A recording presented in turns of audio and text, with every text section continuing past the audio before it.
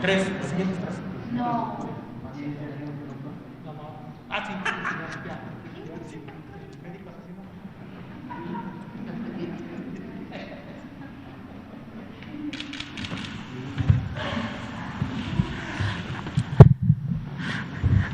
Muy buenas tardes, les saludamos desde el Salón de Tesorería del Palacio Nacional.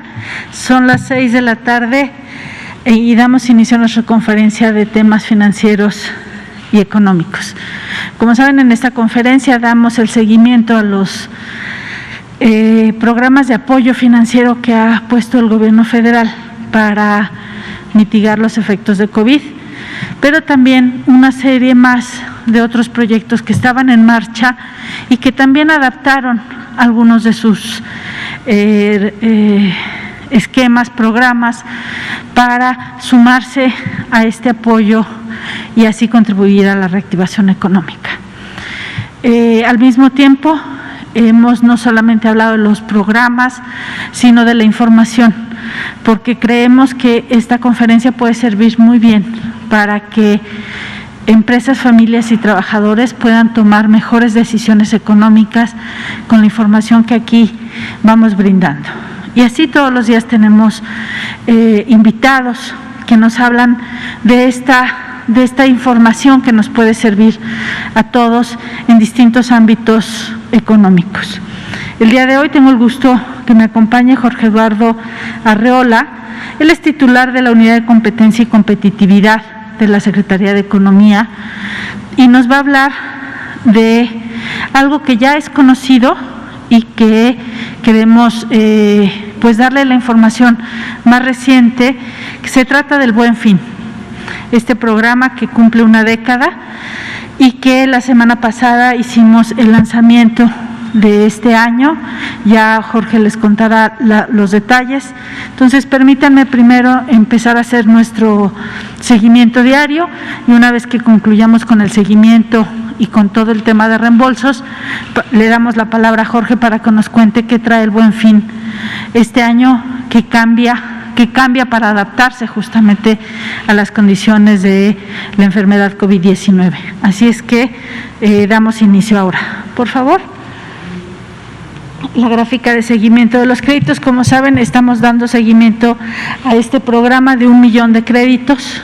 Hoy estamos cada vez más cerca, hemos ido dando este seguimiento. Hoy hay 24,859 millones de pesos ya dispersados, ya en las manos de los beneficiarios, que desde el 4 de mayo han ido recibiéndolo en las distintas sucursales bancarias y en las distintas modalidades del programa. Tenemos ese dinero que se ha usado ya para compra de materia prima, para reparación de maquinaria, para adaptación del negocio, y suma un total de 994,341 beneficiarios.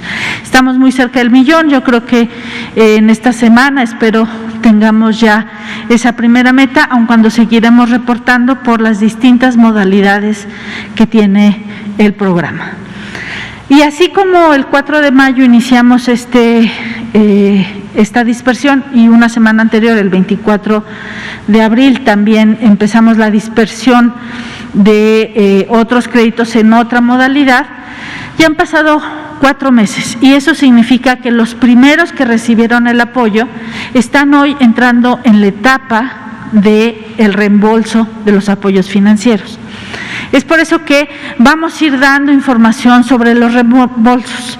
Estos reembolsos que el gobierno federal hace el esfuerzo por abrir el espacio presupuestal para sacar el dinero que acompañó, los recursos presupuestales que acompañaron este programa, y que el reembolso nos va a permitir justamente seguir apoyando en el próximo periodo presupuestal este tipo de apoyos que se otorgan a las microempresas.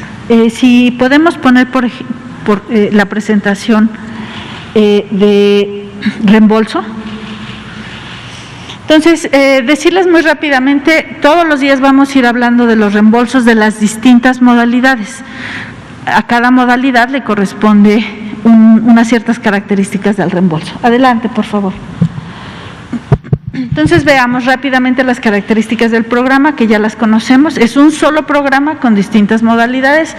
Es un apoyo financiero por 25,000 pesos que se otorga o se ha venido otorgando con un periodo de gracia de 3 meses. Eso significa que en los primeros 3 meses no hay ningún reembolso, sino se da oportunidad a que ese apoyo pues apoye de soporte a los negocios, y a partir del cuarto mes y durante 33 meses se hace un reembolso. La pregunta entonces es, o las preguntas es que cuánto se paga, cómo se paga, en dónde se paga, y eso es precisamente lo que les traemos. Adelante, por favor. Entonces, tenemos 3 modalidades del programa de apoyo financiero a las empresas familiares. Por una parte, tenemos a patrones, trabajadores independientes y trabajadores del hogar. Todos ellos se registraron en la plataforma del IMSS, y a partir de la plataforma del IMSS fue que fueron seleccionados para, o más bien ellos se inscribieron para recibir el apoyo. Esa es una primera modalidad. La segunda fueron los microempresarios y emprendedores que estaban inscritos en el Censo de Bienestar. De ahí los contactamos, les preguntamos si estaban interesados en el apoyo y se formó una base de datos, que es la que hemos venido dispersando, con 3 bancos: Santander, Banorte y Banco Azteca. Y la tercera modalidad, porque el programa se fue adaptando a cómo venía afectando a distintos grupos económicos la COVID-19, tiene que ver con aquellos apoyos que se otorgaron a distintos oficios: taxistas, tianguistas, meseros, camaristas, músicos tradicionales, entre otros. Son 3 modalidades y cada modalidad va a tener su forma de reembolso. Adelante.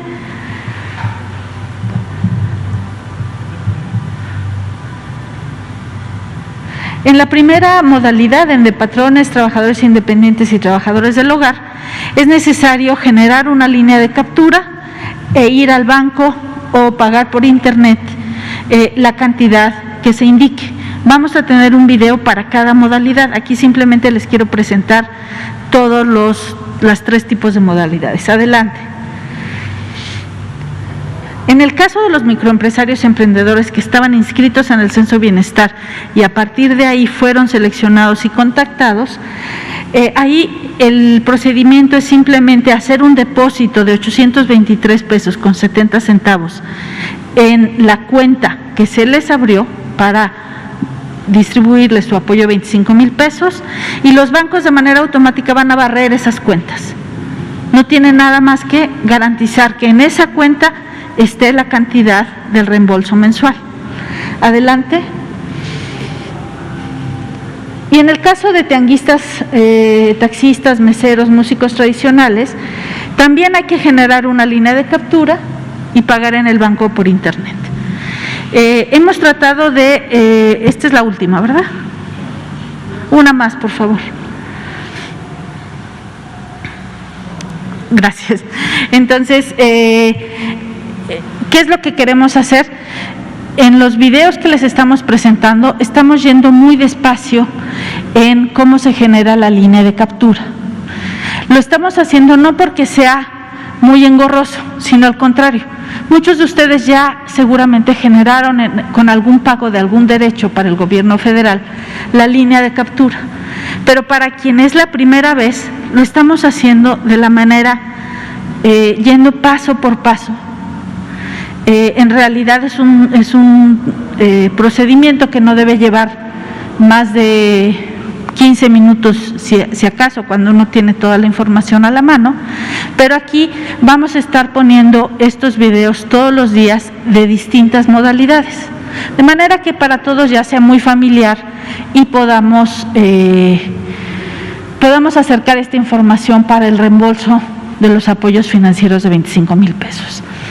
Y al mismo tiempo estamos recibiendo algunas preguntas que iremos incorporando a estas exposiciones del reembolso para que al responderlas respondamos a varias inquietudes que pueda haber. Si podemos poner por favor el video. En esta ocasión, los lunes, vamos a presentar el video que corresponde a los apoyos que se dieron a oficios, taxistas, tianguistas, músicos tradicionales. Adelante, por favor.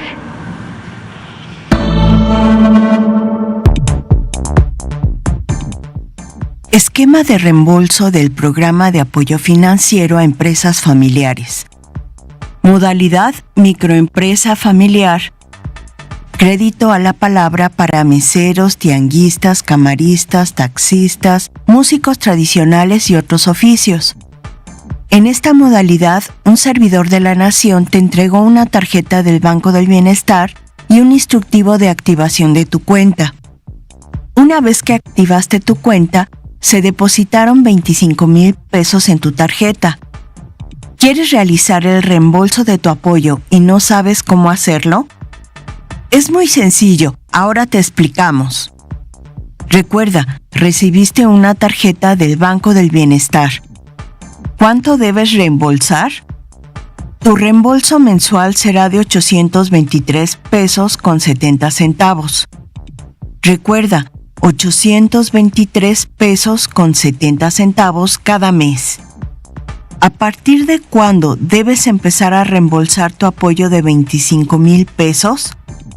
A partir del cuarto mes después de haber recibido el apoyo. ¿No recuerdas cuándo recibiste tu apoyo?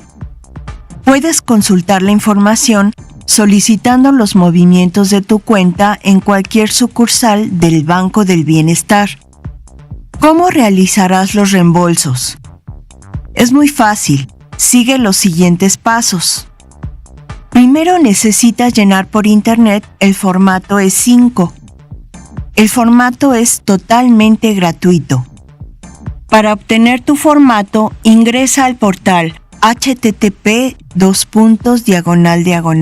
www.e55.hacienda.gov.mx/registro/INET.do.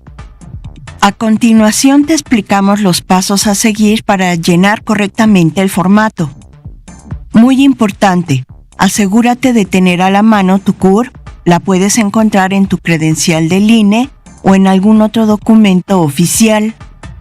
En algunas casillas escribe los datos como te indicamos a continuación, en otras déjalas en blanco o con la información que ya aparece. Comencemos.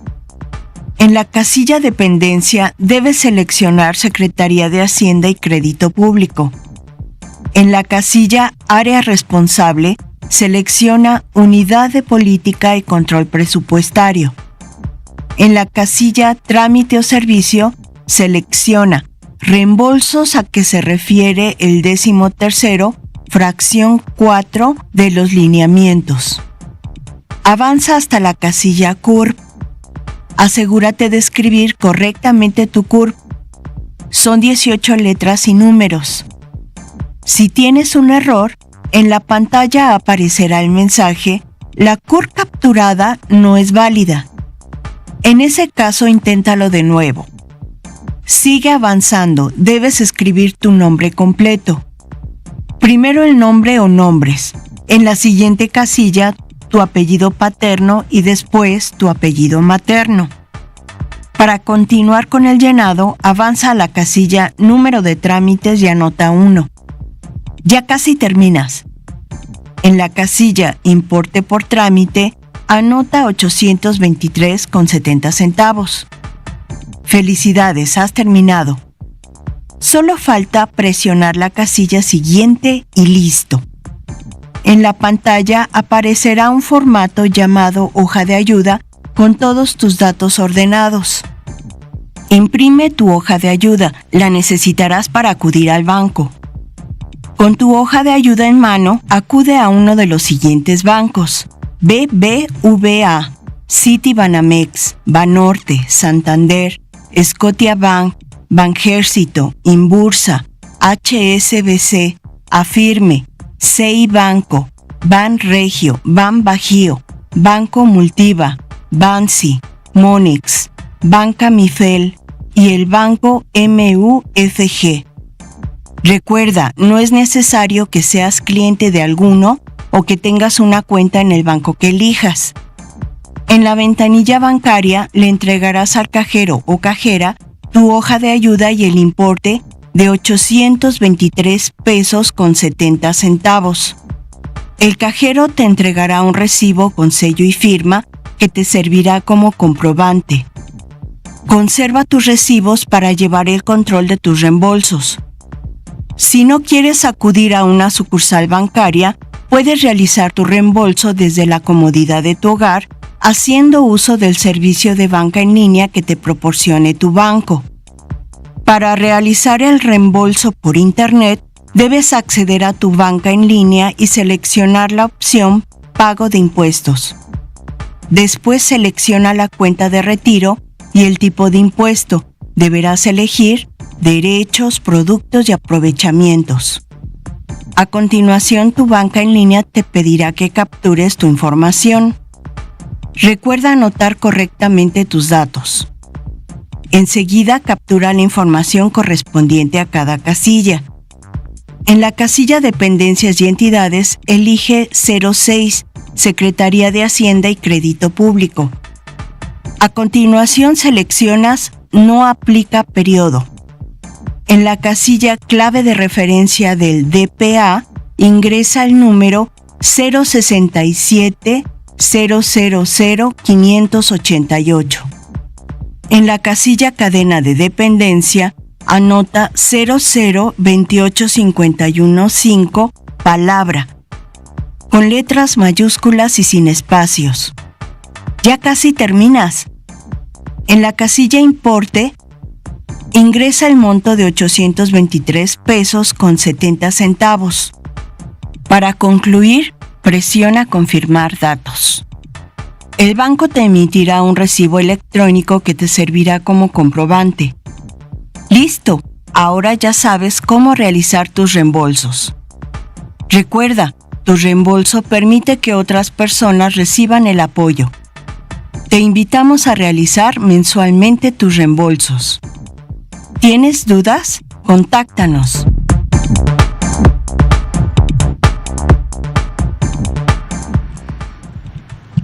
Entonces, como ven, para esta modalidad tenemos una forma de pago que es por la línea de captura y se puede pagar directamente en el banco, como aquí se señala, o por internet. Entonces, lo único que necesitan es tener su CURP a la mano, porque se las van a pedir en la línea de captura, llenan la línea de captura, van a una sucursal bancaria de los bancos autorizados y ahí pagan, ese dinero llega a la tesorería y de la tesorería pues entra nuevamente al presupuesto del gobierno federal. Por eso es que tienen que poner al inicio en la línea de captura Secretaría de Hacienda y Crédito Público.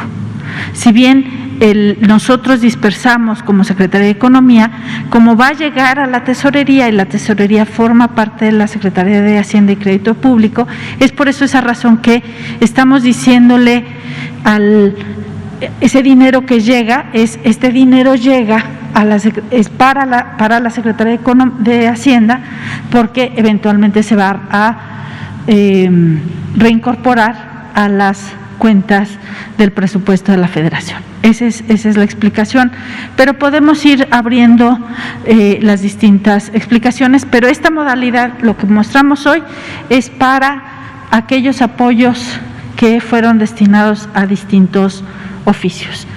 Hasta aquí la presentación de hoy. Vamos a ir cada día mostrando una modalidad para que todos tengamos claridad de cómo hacer los reembolsos. Bueno, pues con esto damos por terminado la presentación que se refiere a los apoyos financieros y ahora, como les decía hace un ratito, tengo el gusto de que esté con nosotros Jorge Arreola para hablarnos del Buen Fin. Bienvenido, Jorge. Sí.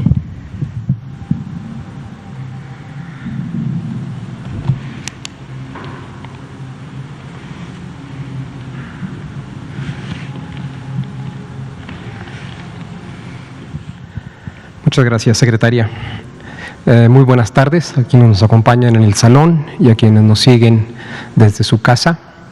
Esta tarde hemos preparado una presentación en la que les quiero explicar qué es el Buen Fin, cuál es su origen, qué instituciones y organismos participan en la organización del Buen Fin, qué responsabilidades tiene cada uno de ellos, cómo ha evolucionado el Buen Fin a lo largo de estos últimos 9 años en que se ha estado llevando a cabo, cuáles han sido los principales resultados que se han alcanzado y qué cambios se han logrado, y finalmente, qué podemos esperar de la 10ª edición del Buen Fin que llevaremos a cabo en noviembre de este año 2020. Adelante, por favor. En primer lugar, me gustaría aclararles que el Buen Fin no es un programa de gobierno, ni tiene un presupuesto asignado para financiar el que éste se lleve a cabo. El Buen Fin es un esfuerzo colaborativo entre el sector privado y el sector público, y que tiene como objetivo lograr un evento de cobertura nacional y muy exitoso que pueda ayudar a la economía familiar, que pueda impulsar el mercado interno, que además fomente la formalización del comercio y finalmente que garantice los derechos del consumidor. El Buen Fin, por tanto, es tal vez uno de los mejores ejemplos y más exitosos de colaboración sector privado, gobierno que podemos encontrar y que no requiere de recursos públicos. Siguiente, por favor. Déjenme platicarles además que el Buen Fin nace de la iniciativa de un grupo de comerciantes en la frontera norte del país. Estos comerciantes necesitaban encontrar un mecanismo que los ayudara a desarrollar su actividad comercial y hacerle frente al éxito que tenía en los Estados Unidos el Black Friday. Como ustedes saben, el Black Friday es un evento comercial en que las tiendas minoristas de los Estados Unidos ofrecen grandes descuentos y que inicia precisamente al término de los festejos del Día de Acción de Gracias. Como ustedes saben, el Día de Acción de Gracias se celebra el último jueves de noviembre de cada año. Y las ventas del Black Friday marcan la salida para un fin de semana de ofertas que a su vez marca el inicio de la temporada de ventas navideñas. En las ciudades fronterizas, cada vez más mexicanos eran atraídos por las ofertas que se hacían en los Estados Unidos, cruzaban la frontera para aprovecharlas y llevaban a cabo ahí una buena parte de sus compras navideñas, lo cual dejaba a los comerciantes nacionales de la frontera norte en una situación muy desventajosa. Por ello, la idea original del Buen Fin surge de estos comerciantes que buscaban un evento que se llevara a cabo en México y que fuera capaz de anticiparse y de poder competir desde México por las preferencias de los consumidores nacionales. Y es así como, bajo el liderazgo original de Concanaco, surge la idea del Buen Fin, que fue también recibida por el resto de los comerciantes del país, que decidió convertirse en un evento de cobertura nacional y que se llevara a cabo en el fin de semana largo, previo al Thanksgiving, aprovechando la conmemoración del aniversario de la Revolución Mexicana cada año. El primer evento del Buen Fin se llevó a cabo en 2011 y así tuvimos 7 La siguiente, por favor. 7 eventos adicionales que se llevaban de forma casuística. Cada año los participantes en el programa se ponían de acuerdo, establecían unas reglas de operación para ese año, objetivos, etcétera, hasta que en el 2018 se firmó finalmente un acuerdo de colaboración para la mejora continua del programa El Buen Fin.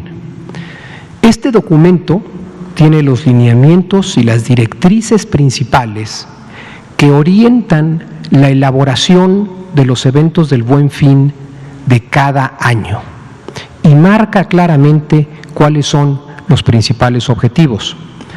Primero, incentivar el mercado interno protegiendo al consumidor, apoyar la economía interna, fomentar el consumo y fortalecer el comercio formal, lograr que las promociones y ofertas que ofrezcan los comerciantes y las empresas participantes en el Buen Fin se encuentren entre las mejores del año respecto a calidad de precio y en apego a lo que señale la normatividad vigente, así como llevar beneficios a las familias mexicanas. Estos objetivos, en la siguiente por favor, han sido asumidos por los miembros de un grupo de trabajo del Buen Fin, que está integrado por los representantes de cada una de las dependencias y de las asociaciones empresariales que participan en la organización del Buen Fin. Así es que cada año se evalúan las circunstancias en las que se puede llevar a cabo el programa y siguiendo los lineamientos y objetivos del programa, de buena fe se acuerdan las bases de colaboración de cada año. Los miembros de este grupo de trabajo son, por parte del sector público, la Secretaría de Economía, que actúa como coordinador general del Buen Fin, la Secretaría de Hacienda, la Secretaría de Turismo, el SAT, el Servicio de Administración Tributaria, y la Procuraduría Federal del Consumidor. Por parte del sector privado, las asociaciones participantes son, en la siguiente por favor, el Consejo, la Confederación de Cámaras Nacionales de Comercio, Servicio y Turismo, con Canaco Servitur, que actúa como coordinadora general del sector privado, toda vez que fue la organización que inició este esfuerzo.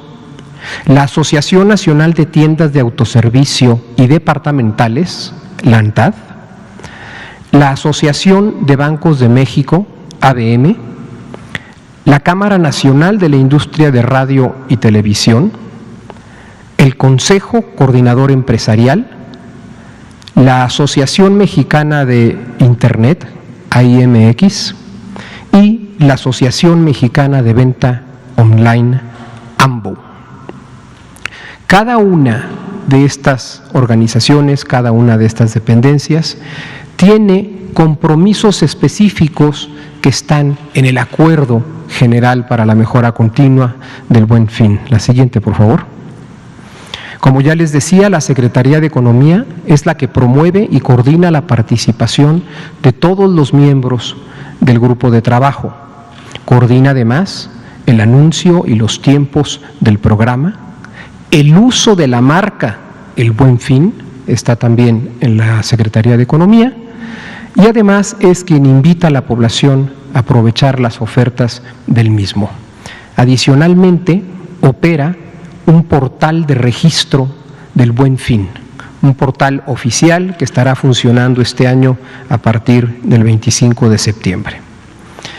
Por su parte, el Servicio de Administración Tributaria, el SAT, promueve el uso de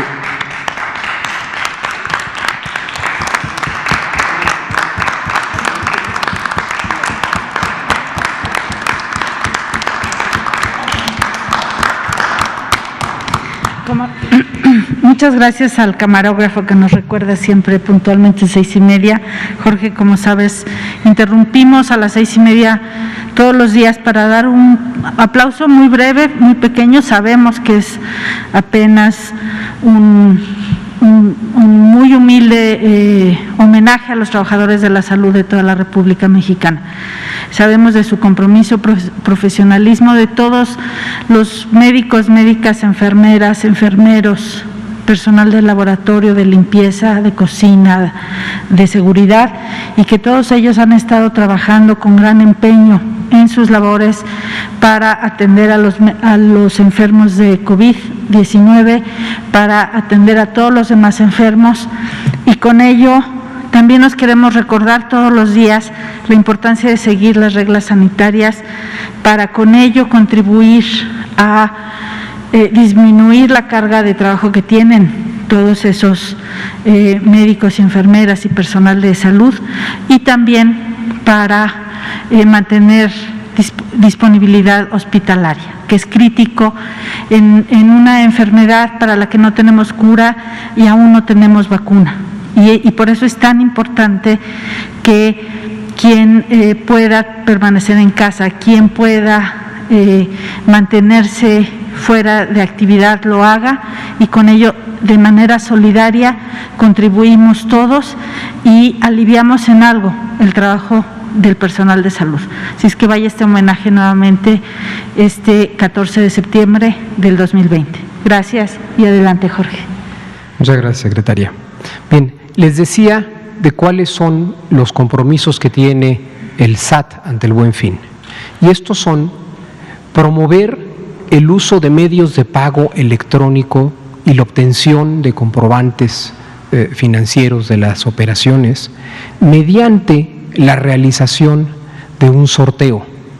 Es entonces el SAT quien expide las bases oficiales para la participación en el sorteo fiscal, pero además orienta al cumplimiento de los requisitos fiscales para participar en los sorteos.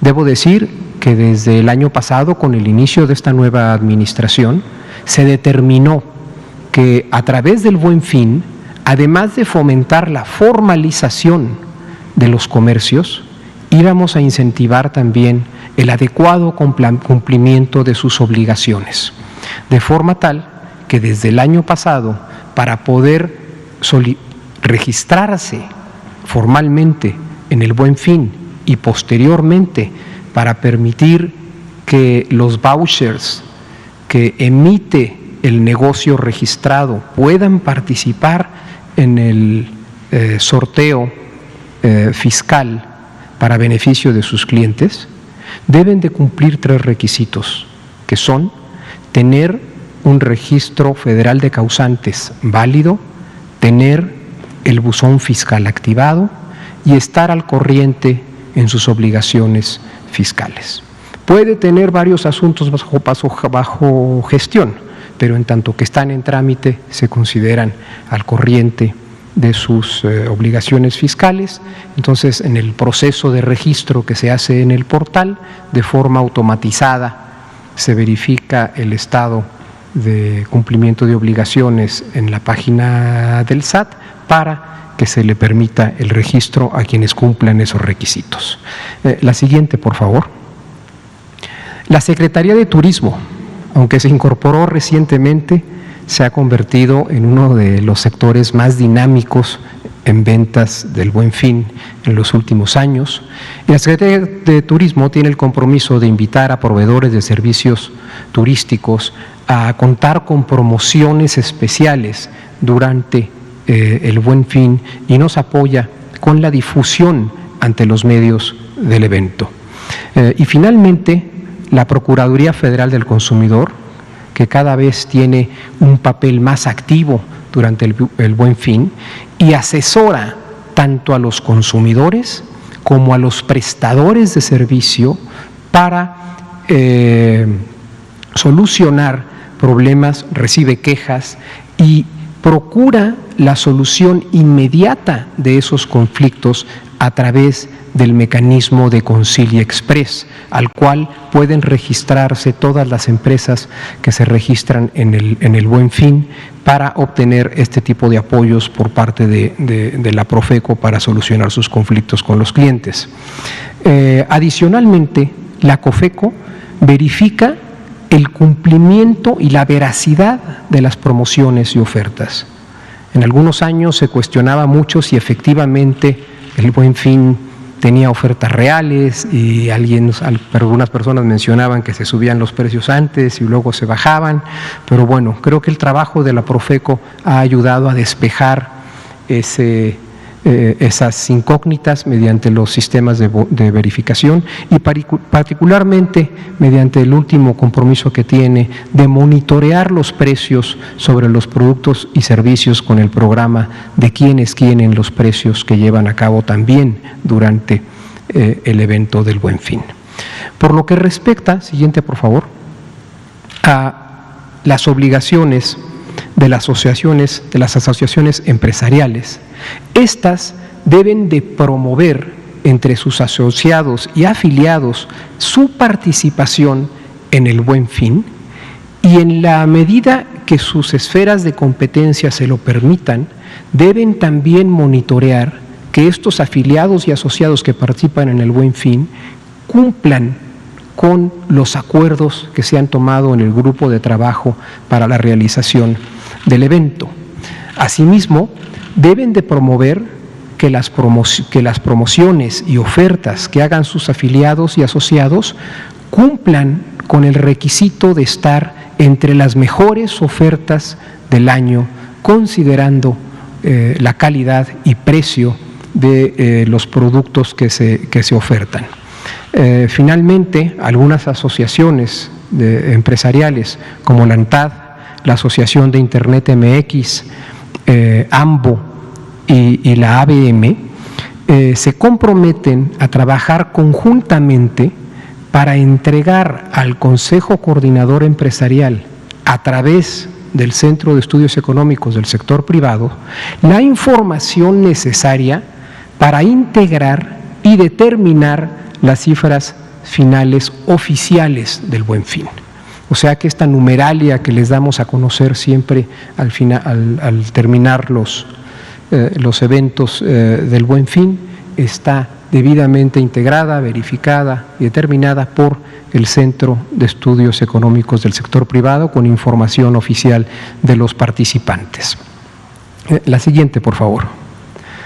Ahora, respecto a los resultados que se han obtenido en el Buen Fin durante las 9 ediciones que han transcurrido desde su primera implementación en el 2011, debo decirles que se ha observado desde 2011 hasta 2019 un crecimiento continuo en el monto del valor de las ventas.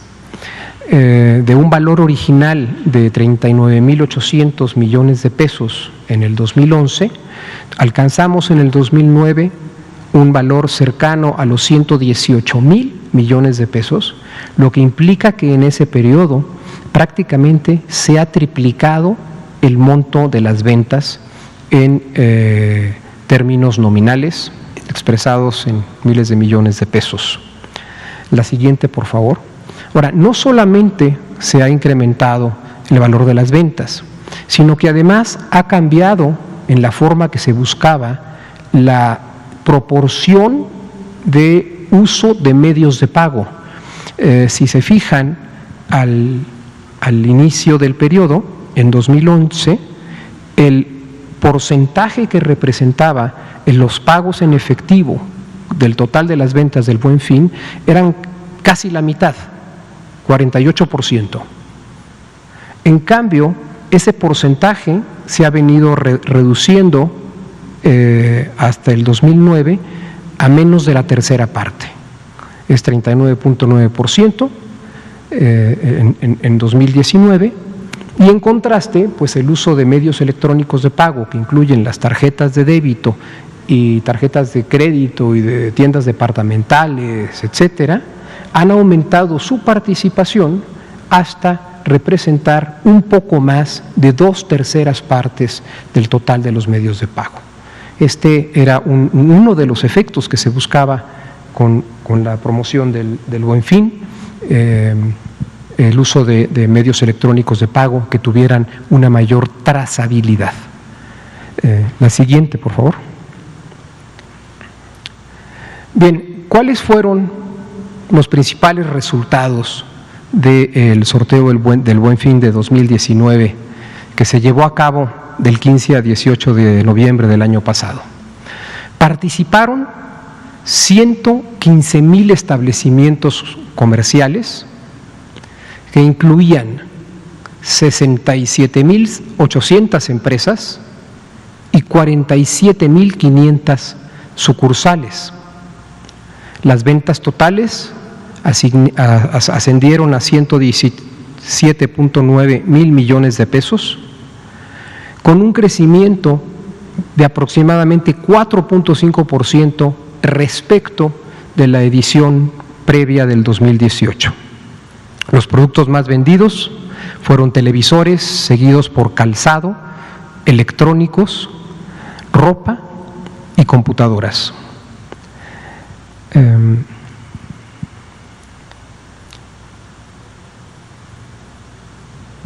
En el sorteo del Buen Fin que se llevó a cabo en el SAT, participaron casi 67,000 establecimientos comerciales y sucursales y se repartieron 394,000 premios con un valor total de hasta 500 millones de pesos. Por primera vez en el sorteo del año pasado se incluyó también no solamente la rifa de vouchers premiados con el pago del total del voucher, sino que se incluyó un premio mayor por 250,000 pesos. Bien, ahora para el siguiente, por favor. Para la edición número 10 del Buen Fin 2020. Es una edición que se va a llevar a cabo en circunstancias inéditas, en el que precisamente porque venimos en esta etapa de salida del confinamiento, es más importante que nunca el hecho de que podamos tener un evento de este tipo que pueda reactivar la actividad comercial y que le permita a las empresas mover sus inventarios y prepararse para las ventas decembrinas. Sin embargo, este evento, con todo y su importancia, tiene que adaptarse a las exigencias de la nueva normalidad y de tal forma debe de privilegiar ante todo el cuidado de la salud. Por este motivo, las dependencias y los organismos públicos y privados que participamos en la organización del Buen Fin, llegamos a un acuerdo para extender el periodo de duración del Buen Fin, que en condiciones normales hubiera sido del 13 al 16 de noviembre, el fin de semana largo, pero se va a extender a un periodo de 12 días, desde el 9 hasta el 20 de noviembre. La razón de extender este periodo es que se busca moderar los aforos diarios que van a existir en los establecimientos con el propósito de evitar aglomeraciones. Siguiente, por favor. Básicamente, lo que pretendemos con ello es evitar aglomeraciones en los momentos que sabemos que son más previsibles. Por ejemplo, al arranque del Buen Fin. Recordarán ustedes estas imágenes del primer minuto del viernes en la madrugada, en donde la gente se amontonaba fuera de las tiendas y entraba con los carritos de supermercado a hacer sus compras. Pues ahora evidentemente es algo que queremos evitar. Y en lugar de empezar el Buen Fin en un fin de semana, vamos a arrancar el lunes 9 de noviembre a las 9 de la mañana, un día hábil en el que la mayoría de los consumidores potenciales pues tiene obligaciones laborales o estudiantiles que cumplir, y en el que pues no descartamos que haya una asistencia inusualmente alta para un lunes por la mañana, porque es el inicio de las ofertas, pero seguramente será mucho más sencillo de manejar los aforos arrancando en los días inhábiles, que son días relativamente flojos, los primeros ofertas del Buen Fin, y posteriormente el riesgo de aglomeración se genera pues en el fin de semana largo, que es una etapa que ha probado ser muy exitosa para atraer a los consumidores, y por lo que decidimos, así como le pusimos 4 días antes al inicio, ponerle 4 días más al final, para que los consumidores puedan tener la certeza de que podrían seguir adquiriendo las ofertas disponibles en las tiendas al inicio de la siguiente semana, sin necesidad de apresurarse a posibles aglomeraciones durante el fin de semana largo. Sabemos que estas medidas deben de complementarse con una aplicación estricta de todas las disposiciones que establezcan las autoridades, tanto a nivel federal, estatal como municipal. Le recordamos a la gente que si no tiene necesidad de salir a los establecimientos, se quede en casa, que compre en línea. Si algo han aprendido a hacer ahora las tiendas departamentales mexicanas, prácticamente todas ellas, es a poner sus productos y sus negocios en línea, a desarrollar entregas de pick-up en tienda y demás mecanismos que vamos a estar muy pendientes para buscar las formas de promover y de hacer llegar esa información a los consumidores en las siguientes semanas. La siguiente, por favor. Las siguientes etapas del Buen Fin, ¿cómo son? Empezamos el pasado 8 de septiembre, apenas la semana pasada, con la conferencia de lanzamiento. El día 25 de septiembre, les mencionamos, vamos a abrir el portal de la Secretaría de Economía para que las empresas puedan empezar a registrarse. El día 26 de octubre empezará la campaña de difusión. Esto es 2 semanas antes del arranque del primer día de ofertas del Buen Fin. Posteriormente, las fechas del Buen Fin en que se va a llevar a cabo el evento son del 9 al 20 de noviembre. Durante ese periodo se va a llevar a cabo el proceso de vigilancia de Profeco de las ventas. El grupo de trabajo estará dándole seguimiento al evento. Y posteriormente, una vez que se cierre el mes y se empiece a disponer de información, el grupo de trabajo empezará con la integración de la numeralia que deberá estar lista el 7 de diciembre, fecha en la que en principio se llevaría a cabo el sorteo del SAT y la presentación de los resultados que se alcancen en el Buen Fin de 2020. Siguiente, por favor. Finalmente, les presento cómo se ve la aplicación del portal para registro. Es una aplicación que no solamente permite el registro de los participantes con los datos básicos de las empresas, sino que ahí mismo permite validar el registro y el cumplimiento de los requisitos que se exigen para poder ser participante, y a través del mismo también se puede tener acceso al uso de marca, a los términos y condiciones del uso de marca y a los avisos de privacidad que están disponibles para participantes y para consumidores. Se puede además tener búsqueda de participantes específicos y vinculaciones a sus páginas de ofertas, y así como algunos vínculos que de mucha utilidad, como son Concilia Express y el portal del SAT para las empresas que lo requieran. Bueno, pues es todo. Muchas gracias. Muchísimas gracias, Jorge. Tenemos tiempo para una pregunta. Aquí adelante, por favor. De cualquier manera vamos a seguir invitando, en esta ocasión nos acompaña Jorge, vamos a que esté también Profeco y vamos a seguir hablando del Buen Fin porque nos parece que es importante y sobre todo aclarar sus cambios. Adelante, por favor. Gracias. Buenas tardes, Saturnino Reyes de Diario Locutor. ¿Cómo van a controlar o cómo va a ser el proceso de las personas que van a ir asistiendo a las tiendas, porque va a ser muy largo el periodo del Buen Fin? Lo atractivo era que eran solamente 3-4 días, las ofertas permanecían hasta agotar existencia ahí, pero ahora que es un poco más largo, ¿cuál será la mecánica de las personas que van a asistir y la otra de las ofertas que deben de mantener quienes están dando este servicio? Gracias. Sí, muy relevante la pregunta, porque en realidad para muchas de las empresas que participan es muy difícil mantener un periodo de ofertas tan largo.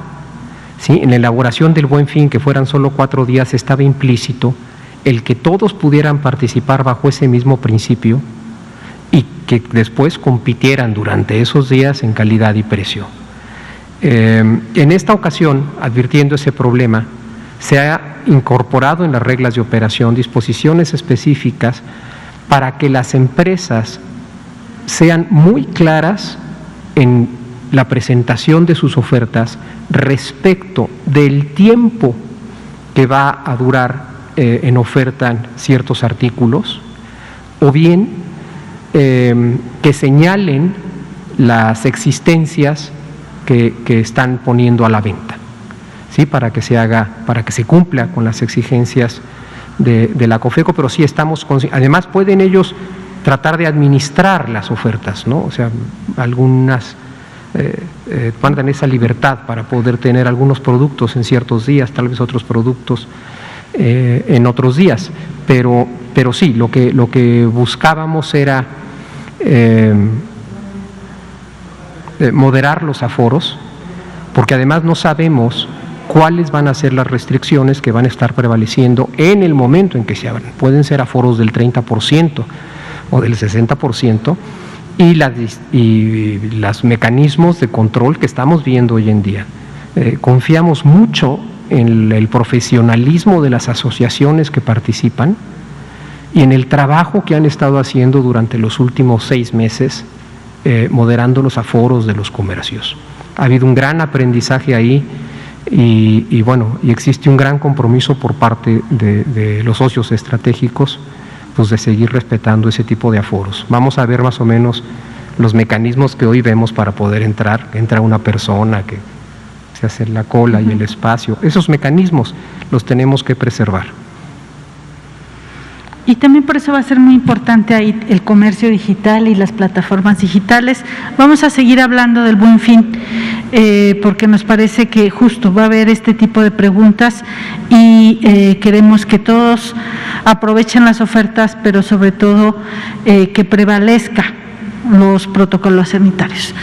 Por hoy es todo, les agradecemos mucho la atención, seguiremos hablando de reembolso, seguiremos hablando del Buen Fin y de otros muchos temas que ofrecen información. Les recuerdo que ni el día de mañana ni el próximo miércoles va a haber transmisión de la conferencia. Nos vemos aquí el jueves 17. Muy buenas tardes. Gracias.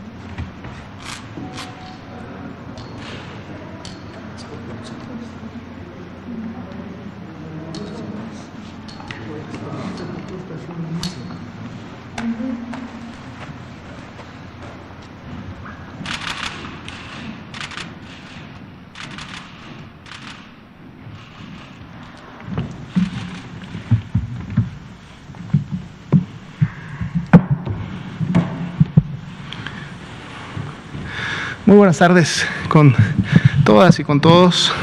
Bienvenidos a una nueva conferencia vespertina. La bienvenida, claro, también es para todo el público que nos hace el favor de sintonizarnos esta noche.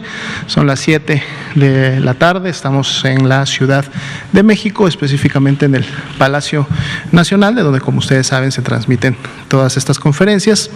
El día de hoy tenemos dos invitadas muy especiales, porque el día de hoy vamos a tener como componente temático el tema de sarampión, y específicamente vamos a comunicar y vamos lógicamente también a responder preguntas en relación a el brote o la transmisión de sarampión que hubo precisamente este año. Digamos que la pandemia de COVID-19 fue la que acaparó la atención tanto pública como de los medios, pero precisamente algo que también queremos comunicarles hoy es que tuvimos un brote de sarampión y hoy día vamos a ver un poco la información al respecto. Para lo mismo y por lo mismo tenemos esta noche con nosotros a la doctora Miriam Veras, a quien le damos la bienvenida. La doctora Veras es la directora general del Centro Nacional para la Salud de la Infancia y la Adolescencia, que es precisamente donde radica uno de los principales programas preventivos en México, que además ha tenido mucho reconocimiento mundial en diferentes años, que es precisamente nuestro programa nacional de vacunación, y donde está lógicamente anidado también la vacuna contra sarampión y rubiola. Ahorita nos van a platicar mucho sobre estas actividades, y también nos acompaña esta noche la doctora Santa Ceballos. La doctora Ceballos es la directora de la vigilancia epidemiológica de las enfermedades transmisibles, que es precisamente donde radica el sistema especial de vigilancia de nosotros decimos de las EFE, son las enfermedades febriles exantemáticas. Es también un marco de vigilancia donde están todas aquellas enfermedades que pueden producir, como su nombre lo dice, fiebre y exantema, entre las cuales se encuentra, entre muchas otras, el sarampión. Entonces nos va a hablar también ella del componente de vigilancia epidemiológica, la atención del brote, que finalmente es un trabajo conjunto que hacemos no solamente con el CENSIA y con vigilancia epidemiológica, sino también con promoción de la salud, ya que ellos tienen una intervención muy importante, y lógicamente con el área local, que en este caso fue en su mayoría la Ciudad de México. Y bueno, yo me dedicaré a actualizar básicamente el escenario nacional y vamos a empezar entonces con esa parte, con su permiso. Bien, si nos comparten por favor la primera diapositiva, estamos dando inicio precisamente a la conferencia vespertina número 199. Estamos a una de llegar a las 200 conferencias. En este día también 107 de la nueva normalidad. De hecho, estamos dando inicio, ya estamos en el segundo día de la 16ª semana de intervención de la nueva normalidad. Y precisamente el día de hoy, lunes, entra en vigor el nuevo semáforo de riesgo COVID que se publicó el viernes pasado, con lo cual sabemos algunas entidades federativas bajaron a amarillo, otras que estaban en amarillo subieron a naranja, pero una característica general es que ahora sí no tenemos ninguna entidad que al menos en la última medición haya tenido el máximo riesgo, que en su momento es el rojo.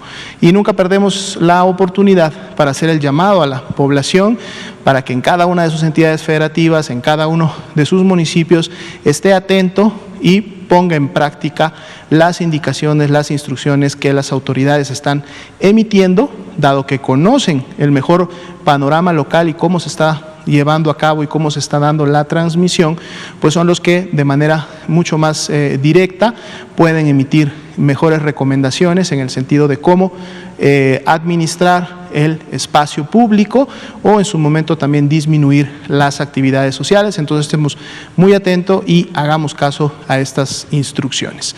Vamos a la siguiente diapositiva, en donde actualizamos los números a nivel nacional. El día de hoy son ya más de 1.520.000, más de 1,5 millones de personas las que han sido clasificadas como casos sospechosos de COVID-19. Esto es porque presentaron los signos y los síntomas característicos de la enfermedad y que además vienen descritos en la definición operacional. Al producirse esta clasificación, esto se realiza en cada una de las unidades de atención médica del primer, segundo o tercer nivel de atención en todo el país, pues entonces esta persona bajo esa clasificación ingresa a un protocolo de atención médica, dentro del cual está incluida la toma de la muestra, y en la medida que se han ido clasificando los casos sospechosos y ha habido la necesidad de tomar una muestra, pues entonces esta se ha llevado a cabo.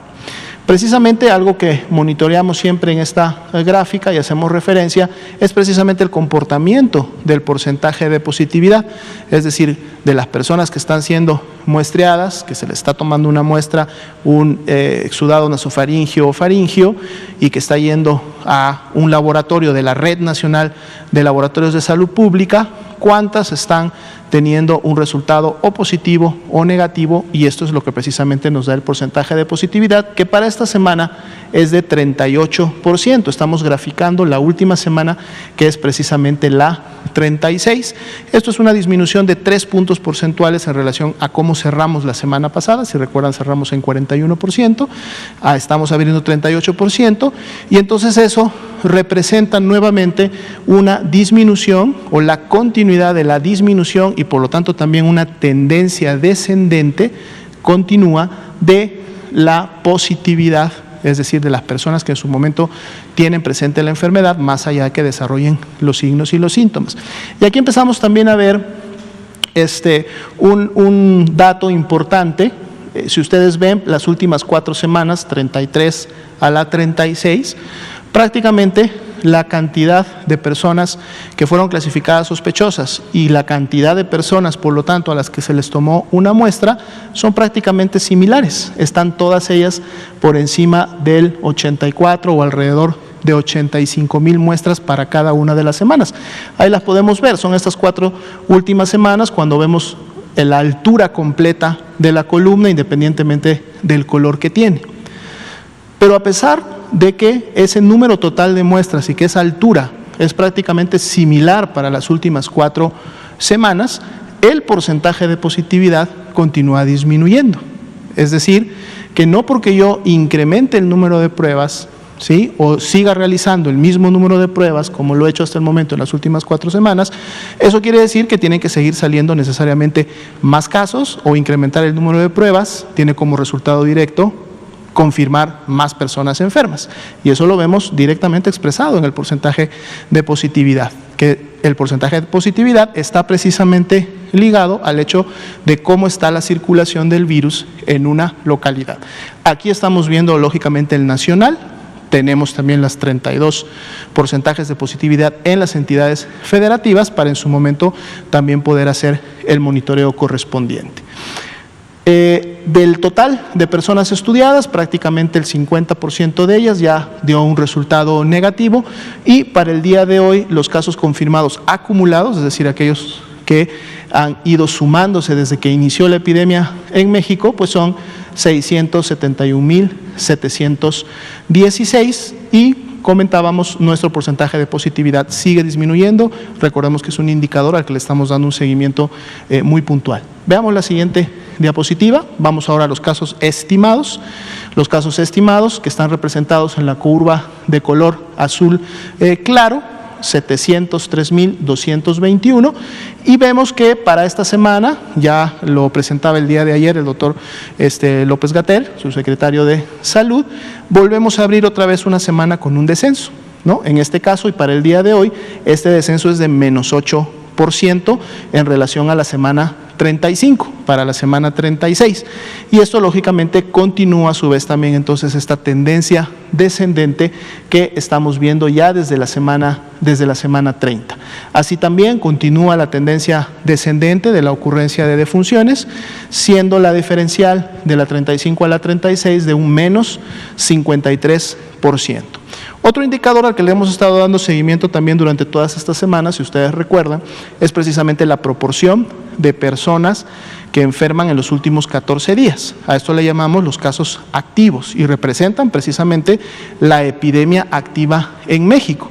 Si bien es cierto, hasta el momento, de manera acumulada, podemos tener 703.221 casos, no es que todas estas personas continúen enfermas. Recordemos, estamos ante una enfermedad aguda que en la mayor cantidad de las personas, 80% o más, resuelve en algunos días o en máximo 14 días.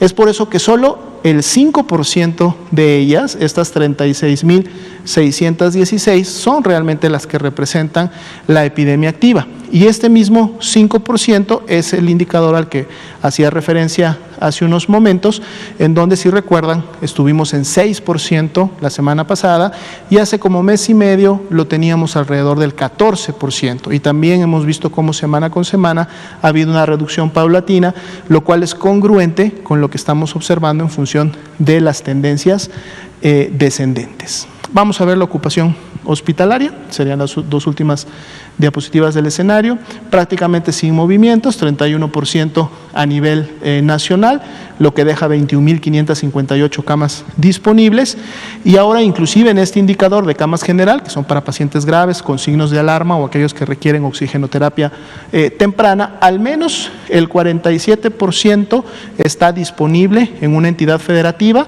pero hay disponibilidades tan altas como la de Chiapas, como la de Campeche, que llegan a ser hasta de un 94% de todas sus camas. Situación similar vemos en la siguiente diapositiva, en donde ahora vemos ocupación y disponibilidad de las camas con ventilador para los pacientes críticos, en donde aquí al menos un 56% está disponible para las entidades federativas. La media nacional, de hecho, de ocupación es de solo un 26%, es un número también que hemos visto cómo se ha ido reduciendo en las últimas semanas, y disponibilidades también tan altas como en el caso de Morelos, como en el caso de Chiapas, de 92 y 97%. Recordando que lógicamente estas camas están listas, no solamente es la cama física como tal, cuando hablamos de camas disponibles estamos hablando de todo lo que se requiere para atender a un paciente, es decir, el ventilador, otro equipamiento que es necesario para la atención del paciente y el personal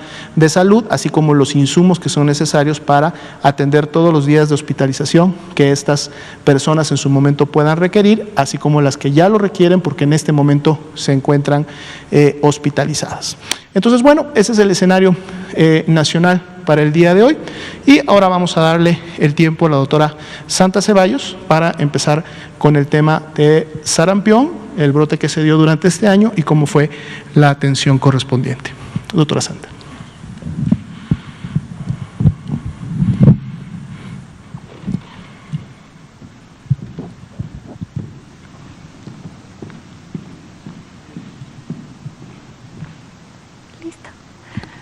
Bueno, muy buenas tardes a todos ustedes. Soy la doctora Santa Ceballos. Actualmente me encuentro como directora de Vigilancia Epidemiológica de Enfermedades Transmisibles en la Dirección General de Epidemiología. Seguramente ustedes saben que la Dirección General de Epidemiología es la instancia que en este momento se encuentra llevando a cabo, concentrando la mayor parte de la información que tenemos en torno a la pandemia de COVID. De igual forma, la Dirección General de Epidemiología maneja diferentes áreas o diferentes direcciones, dentro de las cuales se encuentra la dirección que yo en este momento pues me encargo, soy gerente de ella, y en la cual tenemos diversas enfermedades que le hacemos vigilancia, como son las enfermedades transmitidas por vector, lo que es dengue, zika, CHIC, también tenemos rickettsiosis, tenemos todas las enfermedades prevenibles por vacunación, dentro de las que se encuentra el sarampión, la difteria, la tosferina, la rubiola, el tétanos neonatal. Manejamos también en esta dirección todo lo que es VIH, sífilis congénita, tuberculosis, lepra, enfermedades diarreicas, cólera. Entonces, es una dirección muy activa. Seguramente ahora ya están imaginando un sinfín de patologías que existen no solamente en nuestro país sino en el mundo, y que bueno, la Dirección General de Epidemiología, a través de esta instancia que es el área de enfermedades transmisibles, le da seguimiento para poder darle parte a todos ustedes y al país a través del boletín epidemiológico que se encuentra en la página de la Dirección General de Epidemiología y que ustedes pueden consultar. Entonces, yo quisiera en esta ocasión pues agradecerles el espacio y decirles que estuvimos dando un puntual seguimiento sobre toda la parte de la información que aparecía en los diversos medios con respecto a tenemos casos de sarampión, hay casos de sarampión en México, ¿quién está haciendo algo? Se les olvida que hay sarampión porque están llevando a cabo únicamente vigilancia de COVID. Yo quiero decirles que en las instancias que nosotros representamos, obviamente la Dirección General de Epidemiología, pero también tenemos otras instancias, habemos otros grupos de personas, con lo cual también quiero agradecer ampliamente el equipo de trabajo que represento, que independientemente de que sí estamos muy pendientes de COVID y que estamos todos pues echándole todas las ganas, ¿verdad?, también nos encargamos de no descuidar el resto de las patologías que requieren de nuestra vigilancia epidemiológica. Y una de ellas es el sarampión. ¿Qué es el sarampión? El sarampión es una enfermedad viral. Esto es un primer mensaje con el que quiero abrir la presentación porque creo que es importante para la población.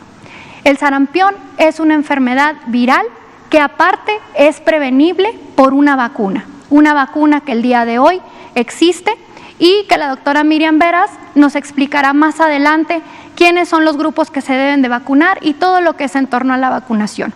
Pero específicamente hablando de vigilancia epidemiológica, sabemos pues que esta enfermedad es prevenible por vacunación y así nosotros la vigilamos.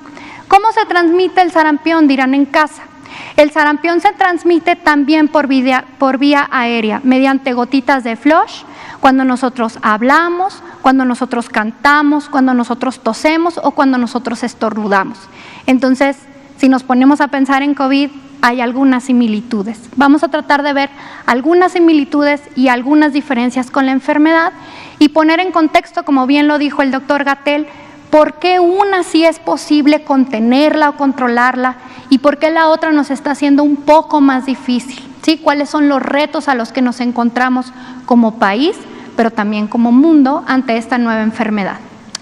Ya dijimos entonces pues qué es el sarampión y cómo se transmite. Lo otro que es importante que la población sepa, que todos nosotros conozcamos, es quiénes son los grupos vulnerables. Sobre todo los extremos de la vida, los más pequeños y los más grandes en cuanto a la edad. Es decir, si tenemos niños en casa, niños y niñas, ellos son nuestro principal grupo vulnerable. Pero también las personas que ya pasan de 60 a 65 años, también son nuestros grupos vulnerables y sobre ellos tenemos que tener especial atención cuando tengamos manifestaciones clínicas. Siguiente, por favor. ¿Cuáles son los síntomas del sarampión? Yo que estoy en mi casa, que me estoy resguardando, o yo que tuve que salir y que regreso, ¿cuáles son los síntomas que a mí me deben de llamar la atención? Bueno, el sarampión, como bien lo dijo el doctor José Luis Salomía, es una enfermedad que nosotros la catalogamos como enfermedad febril exantemática. Esto quiere decir que da fiebre y da exantema. ¿Qué es exantema?, dirá la gente. El exantema es la presencia de ronchitas o manchitas que se dan en el cuerpo de la persona que está enferma. El sarampión tiene una característica que es que esta sintomatología de exantema, estas ronchitas, van a empezar en la cara y van a recorrer el resto del cuerpo. ¿Qué otra cosa puedo identificar? Puedo identificar, vamos a poner ejemplos sobre todo en los menores, pues que mi niño o mi niña se talla mucho los ojitos, que le lloran, que los tiene rojos, nosotros lo conocemos como coriza, pero también pudiera decir la mamá o el papá, parece que va a iniciar con una gripita o con un cuadro catarral. Entonces, fiebre, manchitas, coriza, es decir, ardor de ojos o dolor de ojitos. ¿Y qué otra cosa puede presentar? Tos. ¿Qué parece? Esta sintomatología, ¿a qué nos recuerda? A otra patología que tenemos muy presente hoy en día. Entonces es importante que si nosotros identificamos esta sintomatología en casa, pensemos en sarampión y que se solicite atención. ¿Por qué debo yo de solicitar atención? Porque hay complicaciones de la enfermedad. ¿Qué tipo de complicaciones? La neumonía, es decir, la dificultad respiratoria, y ya nos hace otra alarma de que yo he escuchado esa sintomatología antes. ¿En dónde? En COVID. Un menor puede presentar dificultad respiratoria, puede presentar neumonía, que es una complicación grave, la vamos a ver con tiraje intercostal, o que el niño respira y se le ven las costillitas como a los pescaditos, ¿no? Aleteo nasal, o su boquita puede estar más azul, más oscura. Entonces, esto me tiene que hacer pensar en un dato de alarma. Podemos tener infección de los oídos, podemos también tener diarrea grave, los niños se deshidratan, los niños y las niñas se deshidratan rápidamente, es una complicación del sarampión. Y finalmente, una de las complicaciones más graves es la inflamación del cerebro o encefalitis. Estas complicaciones, es importante identificar estos signos de alarma porque nos pueden llevar a la muerte del menor o de la persona que tiene sarampión. ¿Cómo se hace el diagnóstico de sarampión? Una vez que yo desde casa identifiqué cierta sintomatología, tengo fiebre o el niño tiene fiebre, la niña se siente mal, tiene tos, tiene esta coriza, acudo a un servicio de salud y es el personal médico quien realiza el diagnóstico de sarampión. Es decir, alguien de mi comunidad me pudiera decir que tal vez sea sarampión, pero para que yo pueda estar seguro que tengo ese diagnóstico, yo tengo que acudir a una unidad de salud y en esa unidad de salud me tienen que hacer un interrogatorio, me tienen que preguntar todo lo referente a mis signos y síntomas, cuándo empezaron, qué se dio primero, qué se dio después, antecedentes de viaje, viajé a algún lugar dentro del país, fuera del país, recibí alguna visita, vino algún pariente, algún amigo del extranjero, ya sea de otro país o dentro del mismo país de otra entidad. Todo eso es importante. ¿Por qué? Porque este año nosotros en México tuvimos un brote de sarampión, un brote que les voy a presentar. Y si no hubiera sarampión en México, como no lo hay y como no lo había, entonces yo tengo que estar muy alerta de toda esta información y de todos estos datos para que mi médico pueda pensar en sarampión. Una vez que mi médico piensa en sarampión, me tiene que tomar dos pruebas. Una es una prueba de sangre y la otra es una prueba que se hace a nivel nasofaringeo, mi nariz o mi faringe. Tenemos de 0 a 5 días para tomar una prueba. Por ejemplo, la de exudado faríngeo, la que es en la nariz o en la faringe, a partir de que la persona, el niño, presentó las manchitas. Esto es bien importante. Si yo me quedo en casa y estoy esperando y puede ser sarampión y se pasan esos 5 días, hacer mi diagnóstico puede ser un poco más complejo, pero no es imposible. Si yo ya pasé de esos 5 días de la sintomatología, me tomarán una muestra de sangre y tendré de 0 a 35 días para que tomen esa muestra de sangre y busquen ese virus ahí presente, ¿sí? Entonces, lo ideal es, ante la duda, no hay duda, acudo a solicitar atención médica, siempre guardando mis medidas de sana distancia.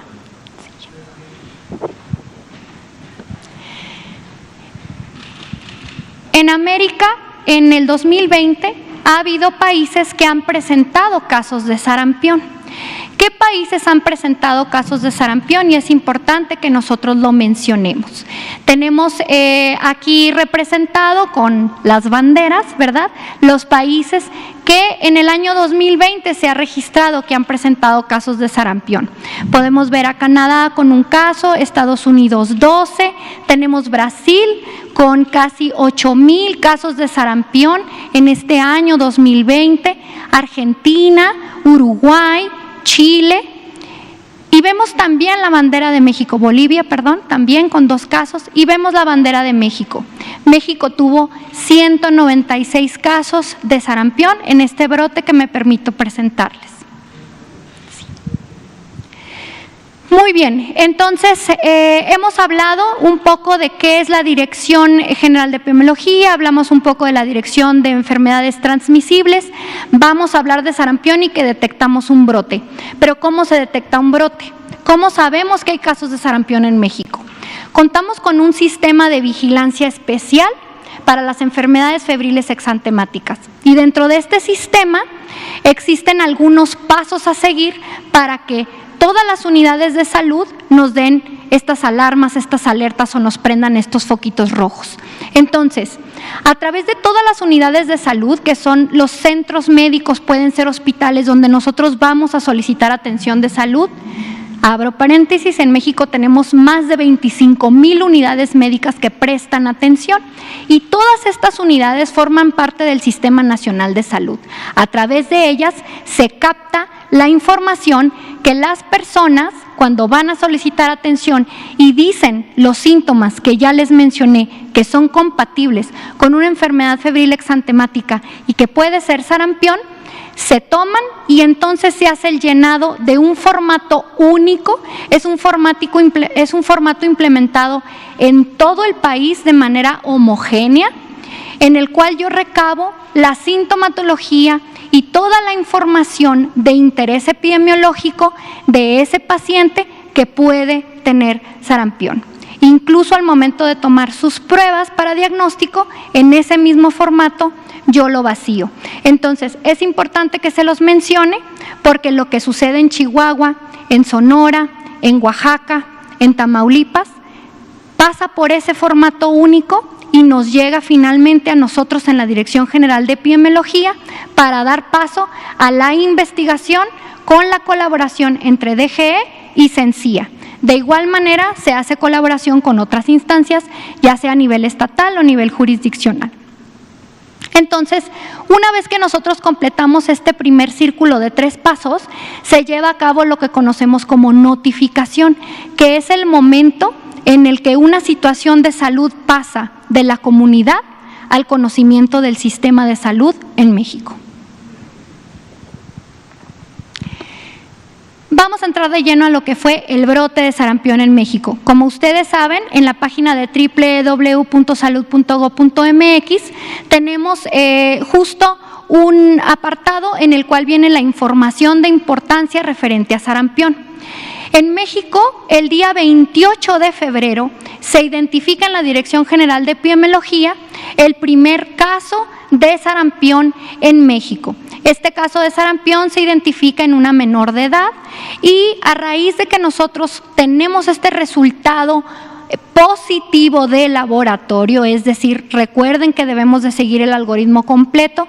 Una vez que nosotros tenemos un resultado positivo mediante un resultado que afortunadamente nos dan los colegas de INDRE, ustedes saben, es nuestro laboratorio de referencia aquí en México, nosotros iniciamos con este disparador y decimos, tenemos un caso confirmado, tenemos un brote de sarampión, porque con un solo caso de sarampión ya podemos nosotros decir que tenemos un brote porque es una enfermedad que ya no es endémica en México, es decir, ya en México no tenemos regularmente y no esperamos que haya casos de sarampión. Entonces, bueno, a partir de este momento, que es el 28 de febrero, que se identifica este primer caso, se llevan a cabo una serie de acciones y de actividades en conjunto con el CENCIA y con Promoción a la Salud para hacer la investigación, la identificación de todos los contactos y de todos los demás casos que derivaran de este primero, ¿no? Entonces, finalmente nosotros tuvimos una identificación de 196 casos confirmados de sarampión. Ustedes lo pueden consultar directamente en la página de epidemiología, ahí vienen los 196, viene el sexo, viene la edad, viene la colonia, etcétera, y hay alguna información que seguramente para ustedes es de relevancia. 3 de estos casos, 3 de estos 196 ocurrieron en personal de salud, personal que atendió a los pacientes que solicitaron la atención y que lamentablemente este personal no contaba con su antecedente vacunal. Entonces vean, de estos 196 casos que nosotros tuvimos, la mayor cantidad de casos lo identificamos en un grupo de edad que son personas que tenían entre 20 y 39 años. Sin embargo, cuando nosotros lo vemos por tasa de incidencia. Recuerden que la tasa de incidencia es una medida que nos permite conocer, dependiendo de la proporción de los grupos, quién realmente está más afectado, independientemente de dónde se hayan presentado más casos. Identificamos entonces que el grupo más afectado son los menores de 1 año y el grupo de edad de 1 año. Recordemos entonces, la doctora Miriam nos explicará más adelante, recordemos entonces que nuestro esquema nacional de vacunación indica que la primera dosis de vacuna de sarampión se aplica al año. Por lo tanto, estos niños menores de 1 año no tenían la posibilidad de estar con una vacuna. Sin embargo, el resto de la población debería de haber contado con este antecedente vacunal para darles esta protección. Ahora, el 80% de estos 196 casos no contaba con antecedente vacunal, y esto es importante. ¿Por qué? Porque las vacunas previenen, ¿sí? La vacuna me protege. Este 80% de estos 196 casos no contaba con la vacuna. Y miren, ¿por qué también es importante ahora que estamos ante el contexto de la pandemia de COVID? Conforme a lo que conocemos de COVID, sabemos que una persona infectada, una persona enferma con la COVID-19 puede transmitir la enfermedad, según los estudios, hasta lo que conocemos el día de hoy. Recordemos que seguimos aprendiendo de la enfermedad, de 2 a 3 personas. Veamos si en esta habitación nosotros fuéramos este grupo que podemos ver en el cuadro de abajo de color rojito, ¿verdad? Pues 3 personas estarían afectadas. Sin embargo, sarampión es de las enfermedades transmisibles más infectocontagiosas que hay. Una sola persona infectada puede infectar entre 12 y 18 personas más. Si nosotros, a quienes nos ven desde sus casas, pudieran ver este recinto, verían que somos aproximadamente 12 o 15 personas. Con una persona con sarampión, seguramente todos nosotros estaríamos en riesgo si no estuviéramos vacunados, y muchos de nosotros presentaríamos la enfermedad más adelante. Por eso es muy importante que tengamos en cuenta, pues, que es una enfermedad que podemos prevenir mediante una vacuna y pues que tenemos el acceso en México. Veamos las curvas comparativas de lo que pasó con COVID y con sarampión. En sarampión tenemos el primer caso identificado, como les dije, fue el 28 de febrero. Sin embargo, haciendo la investigación, logramos identificar casos confirmados que iniciaban el exantema desde el 12 de febrero. El último caso de sarampión identificado en México por fecha de inicio de exantema fue el 31 de mayo. Y recordemos que el 1 de junio culmina nuestra Jornada Nacional de Sana Distancia. Entonces, al día de hoy, a casi deben de ser ya 100 días, 101 días, después del último caso identificado, no hemos identificado otro caso de sarampión, afortunadamente, en México. Entonces, veamos también la magnitud de la escala. Podemos ver que donde dice número de casos de sarampión, pues la escala es de 0 a 14. En el número de casos de COVID-19 tenemos una escala más grande, pero ustedes pueden ver el comportamiento de las curvas, ¿sí? En esta ocasión, tomando en cuenta el 31 de mayo, les pido una disculpa porque debía haber colocado la tabla roja adelante para que vieran que ya no hay más barritas en color rojo, es decir, ya no hubo más presencia de casos de sarampión. Y bueno, ¿cuáles son esas circunstancias que han permitido el control de este brote? Me voy a ir un poco más rápido. Dentro de las circunstancias que nos apoyaron a que este brote tuviera un control, ¿verdad? Y que fuera en un periodo corto, primero es que es una enfermedad altamente conocida. Nosotros tenemos muchas décadas viviendo con el virus de sarampión, tantas décadas que en el caso de nuestro país hemos logrado limitar la presencia de estos casos, teniendo ya antecedente de varios años sin presentar casos de sarampión, y los pocos que se han presentado, pues se ha llegado afortunadamente a identificar cuál fue esa fuente de esos casos y que esa fuente pues era externa, ¿no? Entonces, bueno, la enfermedad es conocida. Contamos con vacuna, hay estrategias específicas ya probadas e implementadas que están de manera constante en nuestro país para tratar la enfermedad. Contamos con un sistema de vigilancia eficaz y eficiente que tiene décadas funcionando en nuestro país, y nuestro personal de salud conoce la enfermedad, la puede identificar y sabe cómo tratarla para no llegar a las complicaciones. Los retos con la COVID-19 obviamente son diferentes porque esta es una enfermedad nueva, es una enfermedad que incluso nuestro sistema de vigilancia está aprendiendo de él, nuestro personal de salud va aprendiendo de la enfermedad. Entonces ese es un gran reto. Siguiente, por favor. Gracias. Y bueno, ¿cuáles han sido las actividades que se realizaron desde la Dirección General de Epidemiología en coordinación tanto con la Dirección General de Promoción a la Salud como con CENCIA? También tuvimos participación de la Organización Panamericana de la Salud, a quien agradecemos ampliamente. Tuvimos muchísimas reuniones virtuales con expertos a nivel internacional que nos apoyaron y nos guiaron en cómo reforzar las estrategias que ya conocíamos. Tuvimos comunicación directa con los estados desde el momento que se identificó el primer caso. Realizamos la integración de grupos interdisciplinarios, ¿sí?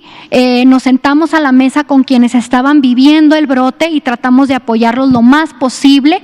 Realizamos la capacitación de todo el personal de salud mediante Webex, mediante videos, mediante la realización de pósters, que también queremos agradecer a la dirección del doctor Ricardo Cortés, que ellos rápidamente nos dieron material de promoción a la salud que ustedes han visto que hemos estado en las redes sociales compartiendo, y eso también ayudó a llegar a la población. Realizamos la elaboración de productos diarios y semanales, los cuales son de acceso al público. Yo los invito a buscarlo en la página de la Dirección General de Epidemiología a través de www.salud.gov.mx. Y pues obviamente el fortalecimiento de la rectoría que tenemos hacia los estados, diciendo aquí estamos, qué necesitan, apoyando en el seguimiento y no dejando a nadie afuera y no dejando a nadie de lado. Y finalmente también tuvimos una sala situacional. Mucho se habla de las salas de situación para COVID. Nosotros en el caso de sarampión también hicimos una sala situacional virtual. Tuvimos cada semana una reunión con todos los integrantes hasta llegar a completar la información del brote y verificar que ya no había más casos en el país. De mi parte sería todo y les agradezco mucho la atención. Gracias, doctora Santa Ceballos, directora de Vigilancia Epidemiológica de Enfermedades Transmisibles. Y a continuación, la doctora Miriam Veras Godoy, quien es la directora general del Centro Nacional para la Salud de la Infancia y la Adolescencia y, por lo tanto, directora del Programa Nacional de Vacunación, nos va a comentar sobre las intervenciones que en materia de vacunación se hacen durante el trabajo de control de un brote. Doctora, por favor. Gracias, doctor Gatell. Buenas tardes a todas y todos. Ya la doctora Santa les ha explicado qué es lo que hacemos como Sistema Nacional de Salud cuando nos da una alerta, primero con una enfermedad febril exantemática, luego el diagnóstico de sarampión y todo lo que se detona. En relación con las enfermedades prevenibles por vacunación, los sujetos tenemos dos formas muy genéricas de adquirir inmunidad. Una tiene que ver con que nos enfermemos, eso se llama inmunidad natural, o que la madre a través de la placenta o a través de la lactancia materna transmita anticuerpos ya formados para el recién nacido o para su hija o hijo. La otra es la forma artificial, que es la que cada vez estamos esperando más gracias a que tenemos menos casos, y la única forma de tener inmunidad, les decía, en ese sentido, es estar enfermo. Si no hay enfermos, pues entonces la siguiente forma es con las vacunas. En México nosotros trabajamos con dos vacunas, una que comúnmente se le llama triple viral, que es la que también le llamamos como SRP, que está en la parte superior de la diapositiva. Esta vacuna protege contra sarampión, rubiola y parotiditis, y el esquema que nosotros aplicamos de forma preventiva siempre son 2 dosis. Una al año de edad. Lo ideal sería que la población, la niña o niño fuera su cumpleaños hoy, y antes de hacerle el pastel en la noche les llevaran a vacunar. Lo ideal es que los vacunemos muy oportunamente. Y la otra a los 6 años de edad. La siguiente oportunidad que tenemos para generar anticuerpos en la población es siendo adolescentes y adultos, que es con la vacuna SR o doble viral, que es sarampión y rubiola. Esta vacuna se aplica a los 10 años de edad o más, siempre y cuando la población no tenga su esquema primario. El primero que les señalé se llama esquema primario y lo que hacemos es completar esquemas con base en si tiene 0 dosis, si tiene 1 dosis o tiene 2 dosis. Es muy importante señalarles que para conocer esto, pues queremos aprovechar, decirle a la población que tengan muy bien guardadas sus cartillas nacionales de salud. No solo la de las niñas y niños, que esa tiene una tradición mayor, sino que hay un gran esfuerzo del gobierno federal para que existan las de toda la línea de vida, porque ahí es donde registramos las dosis que le aplicamos a la población. Difícilmente nos acordamos si nos vacunaron o no, pero si lo tenemos en el registro de la cartilla, el personal de salud puede checar y decir, si le toca vacuna o no le toca vacuna. La siguiente, por favor. Ahora bien, ya en específico en el brote, yo les decía que esta es la acción cotidiana, esto debe ser siempre. Ahora, como ya lo comentó muy bien la doctora Santa Ceballos, nosotros estamos propensos a tener sarampión. En México ya tiene varios años que no tenemos sarampión autóctono, sin embargo, pues los viajes son todos los días, ustedes lo han visto con COVID, y entonces hay sarampión en otros países, sobre todo en el continente europeo, y en los Estados Unidos de Norteamérica, más en el continente europeo. ¿Y saben por qué ha sido? Porque se bajó la guardia al programa de vacunación. Como ya no había casos, pues dicen, ¿para qué nos vacunamos? Y tenemos que entender que si ya no hay casos, es muy importante vacunarnos para generar ese escudo en la población susceptible, y así como lo señalaba ella en sus imágenes, no podamos, si ninguno estuviera vacunado, decía que la tasa de transmisión es de 12 a 18 casos, pero si tenemos el escudo de personas vacunadas, entonces podemos proteger a los no vacunados, y eso es lo importante. Entonces, en el brote que nos está trayendo ahora a la reunión, hubo, como bien lo señaló, 196 casos, y quisiera comentar el porqué de los dos extremos. El 11% de niños menores de 1 año que no estaban vacunados, nosotros le llamamos programáticamente no prevenibles, o sea, no les toca la vacuna. A esos pequeñitos, quien les transmite la inmunidad es la madre, y a través les decía, de la placenta o de lactancia. Y el otro 20% de personas que estaban vacunadas van a decir, no funciona la vacuna, ¿no? Bueno, la literatura reporta que ninguna vacuna es 100% efectiva, que siempre depende de hay un porcentaje de algunos de nosotros, o de los niños sobre todo, que se vacunan. Ahorita les voy a explicar la estrategia que vamos a hacer el año que entra, que se vacunan a tiempo, pero no desarrollan anticuerpos protectores, ¿sí? Entonces esas personas pueden presentar la enfermedad. La que sigue, por favor. Ahora bien, con relación, ¿qué fue lo que hicimos? Y quisiera que pusieran atención también en todo el trabajo que hay alrededor de un caso. La doctora Santa decía que, bueno, al momento que tenemos el exantema, se detonan acciones del sistema de salud. Las acciones se detonan en 2 ámbitos. Una, en las personas que estuvieron en contacto directo con la persona que presentó el exantema. A esas personas lo primero que hacemos, bueno, hay todo un trabajo del análisis de la cadena epidemiológica, pero lo que hacemos también es revisar cómo está su esquema de vacunación. Si el exantema, si las visitamos, si han pasado 72 horas o menos de 72 horas entre la aparición del exantema y que las visitemos, pues rápidamente revisamos el esquema de vacunación, y si le falta alguna dosis, se la aplicamos a la persona, y eso le va a servir un poco para proteger y que no se generen más casos. De todas formas, si pasa tiempo después y está en el grupo blanco que les he comentado, pues también se vacuna para completar los esquemas. ¿A quiénes vacunamos en el brote? Ya les decía que el esquema normalmente es 1 y 6 años, ¿no? El básico. Aquí es distinto.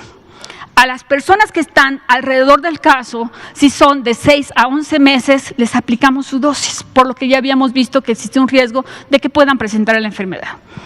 Pero le llamamos dosis 0, porque la mamá transmite, hagan de cuenta, como una cantidad de anticuerpos al bebé, y entonces cuando se pone en contacto con el agente, se los come, dijéramos, se acaban los anticuerpos. Eso se llama inmunidad pasiva. Entonces, les vacunamos, sí, dándoles la probabilidad de que ellos solitos desencadenen anticuerpos, pero ¿qué tal si no? Porque la mamá le pasó anticuerpos. Entonces, se considera dosis 0 y al año de edad, y recomendamos mucho que al año de edad exactamente vaya para su dosis 1, que es la que ya habíamos comentado. Como les decía, tenemos también la vacunación a los 6 años, entonces revisamos esquema y si de 1 a 9 años le falta alguna dosis, o sea, menores de 6 años les falta una o de 6 años no tienen esquema o les faltan también, completamos esquemas de vacunación. Y la última, de personas a 10 a 39 años. Se recordarán que con el brote estuvieron saliendo algunas noticias de otros países en donde decían, si eres de la generación, creo que el 72, acude a vacunarte contra el sarampión. Bueno, en México tenemos una gran historia en el programa de vacunación, se han vacunado distintos grupos poblacionales, se han hecho muchas acciones masivas, de tal forma que la probabilidad que una persona de 40 y más años no tenga anticuerpos es muy baja. Por eso es que a esas personas o le dio la enfermedad o ya se vacunó y entonces no las vacunamos de forma sistemática, sino que solamente en caso de los brotes a la población de 10 a 39 años, siempre y cuando no tengan esquema primario de vacunación. La que sigue, por favor. Bien. Aparte de ese trabajo que hacemos dirigidos por epidemiología, que yo les digo que epidemiología es el que nos exige, yo puedo decir que tenemos coberturas muy altas, pero si tengo casos, algo puede estar pasando. Una vez que ya trabajamos con los casos que se detectaron y estamos en su casa, seguimos la cadena de transmisión, vimos quiénes fueron sus contactos y fuimos ampliando las acciones de vacunación y de control, también se hacen acciones alrededor de los casos, o sea, fuera de la vivienda, digamos, alrededor de los casos, y estos se llaman cercos vacunales. Para el brote que tenemos, se realizaron 110 cercos vacunales durante todo el brote, y ustedes verán que ahí está Ciudad de México, Estado de México, Campeche. Si consultan la página, van a encontrar que hubo un caso en Tabasco. Entonces van a decir, ¿por qué no está Tabasco aquí? Bueno, porque se hizo el cerco, pero no se encontró a ninguna persona que le tocaba la vacuna que no tuviera vacuna. Okay, entonces por eso no están las acciones aquí. La que sigue, por favor. Ahora bien, ¿qué hicimos? Y digo hicimos, y así como se ha reconocido, dicen que el que menciona omite y el que omite ofende. Entonces, hay mucha gente alrededor de esto. Hay muchos trabajadores operativos que trabajaron a pesar de que estaba la explicación del doctor López-Gatell y del grupo y la sana distancia, pues tuvieron que salir a buscar a los usuarios que no tuvieran esquema de vacunación. Claro está, siguiendo las normas clásicas de sana distancia, pero no dijeron no voy a trabajar, sino que al contrario estuvieron trabajando y un reconocimiento para todos los estados, no solo para estos, sino que también los que intensificaron el sistema de vigilancia epidemiológica para detectar casos de probable sarampión. Sí, porque no solo es me voy con estos casos, sino que con los casos que pudieran ser sarampión. En total se aplicaron 52,000 dosis de vacuna SRP o SR en las acciones de cerco vacunal. La que sigue, por favor. Y les quiero señalar que hay disponibilidad de vacuna. Y este es uno de los grandes mensajes que quisiéramos dejar como equipo de trabajo a la población. Sabemos que cada vez vamos abriendo más, que cada vez regresamos a la nueva normalidad, que muchos tal vez tienen aún miedo de salir. Entonces estamos convocando a la población con las medidas estrictas de seguridad, que chequen cartilla de vacunación, si a la niña o niño le falta la vacuna, que por favor acudan a sus unidades de salud, porque hay vacuna en todas las entidades federativas y en todas las instituciones del sector. La que sigue, por favor. Bueno, las que tenemos una debilidad, que ahí sí se recordarán que hablamos de acciones esenciales. La vacunación es una acción esencial, solamente en las unidades que son solo COVID, ahí sí los servicios de vacunación no se están dando a este momento. Ahora bien, hay una gran preocupación porque todos o la mayoría nos fuimos se piensa que se fueron hacia COVID, pero todas las áreas de la Secretaría de Salud estuvimos trabajando, no solo en COVID, sino que estuvimos trabajando en muchas acciones más. Sin embargo, sí es claro en México y en el mundo que hay un descenso de lo que nosotros esperaríamos encontrar que se vacunaron, pues hubo gente con la que no tuvimos contacto. La vacunación es una acción de corresponsabilidad. No solo puede ser el Estado el que ponga de su parte, sino que convocamos a la población que también actúe en forma preventiva, porque eso nos va a ayudar a evitar que haya casos. En el lado izquierdo de la diapositiva, ustedes están viendo lo que está invirtiendo el Estado solo en vacuna de sarampión, tanto SRP como SR, 3.283 millones de pesos, tanto en la vacuna como en todas las acciones operativas de traslado de personal para que vaya a vacunar a las localidades donde no tenemos unidades de salud. Entonces es una gran inversión que está a disposición de la población, le pedimos por favor que haga uso de ella.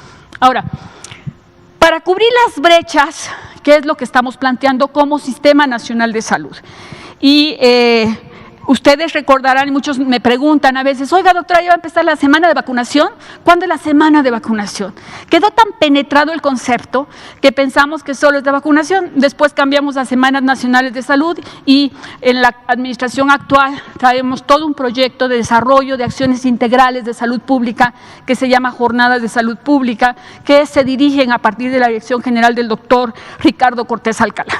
Entonces, en vista de que, como ya presentó José Luis y se ha estado presentando, vamos en descenso en COVID y tenemos que volver a la normalidad, estamos planteando que vamos a iniciar hacer la jornada de salud pública. Todavía no les doy los datos ni qué cosas, porque eso se está trabajando con todas las direcciones generales de la subsecretaría, a partir del 19 de octubre al 6 de noviembre. Un eje va a ser vacunación, pero no es el único. Estemos atentos para que veamos qué más hay. Y la otra es que regularmente yo les decía al inicio de mi plática que a un niño se le puede vacunar y no desarrollar anticuerpos. Entonces hay toda una política para la eliminación del sarampión, en donde cada determinado tiempo se hace una vacunación masiva a los niños de 1 a 4 años, o sea, sin que no importa si tienen esquema de vacunación, y ya esto si tienen esquema de vacunación completo, esto se los platicaremos más adelante, pero les estoy dando las primicias. Vamos a vacunar como Sistema Nacional de Salud a más de 11 millones y medio de niñas y niños con una dosis de SR o SRP, dependiendo la que les falte, en febrero del año que entra. Y recuerden siempre, la vacunación en nuestro país es gratuita, hagamos uso de ella. Creo que es la última. Mil gracias. Muchas gracias, doctora Miriam Veras, directora general de CENSIA. Yo quisiera cerrar nada más este segmento recordándoles por qué trajimos este tema. Lo habíamos comentado hace algunas semanas cuando alguien de ustedes preguntó sobre el brote de sarampión y quisimos ilustrar dos situaciones epidémicas muy diferentes en su naturaleza. Fueron comentados los detalles de las características de dos enfermedades infecciosas, una que es ya conocida, pero no había estado presente en México por muchos años, excepto los casos importados, que es sarampión, y otra que es completamente emergente para la humanidad entera. Como pudieron ustedes ver, el manejo técnico de una y de la otra son radicalmente diferentes y la duración y los enfoques de prevención y control también son muy diferentes. Agradezco públicamente a la doctora Miriam Veras, al doctor José Luis Alomía, al doctor Ricardo Cortés, que son y los directores generales de las tres dependencias involucradas en esto, por supuesto a la doctora Santa Ceballos, que hizo un magnífico trabajo, y a todas las compañeras y compañeros del sector salud, no solamente en instituciones federales, sino en los servicios estatales de salud, porque como dijo la doctora Veras, sin ellas y ellos esto no se hubiera logrado. Y destaco dos cosas. Aunque todos nos hemos sentido orgullosos de los programas de salud pública de México, lo que ha desarrollado México en los últimos 40 o 50 años, teníamos quizá una idea sobreestimada sobre el estado que guardaba nuestro Programa Nacional de Vacunación.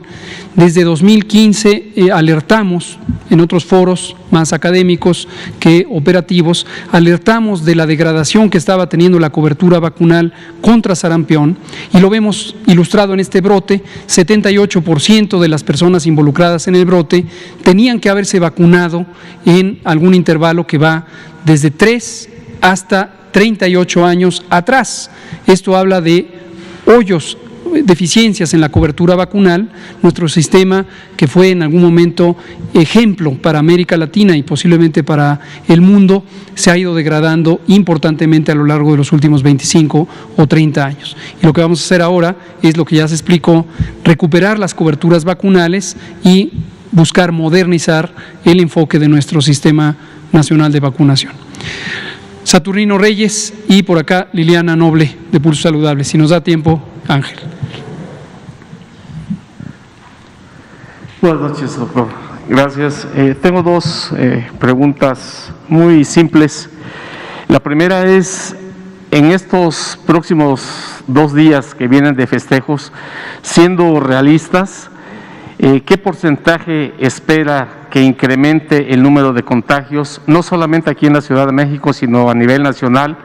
Y la segunda es, ¿qué es lo que deben de aplicar los gobernadores de aquellos estados en los cuales han tenido que retroceder de un color de semáforo epidemiológico para que puedan avanzar? Porque en vez de avanzar están retrocediendo. Gracias. Muchas gracias, Saturnino Reyes, por estas 2 preguntas. Las contesto de manera conjunta.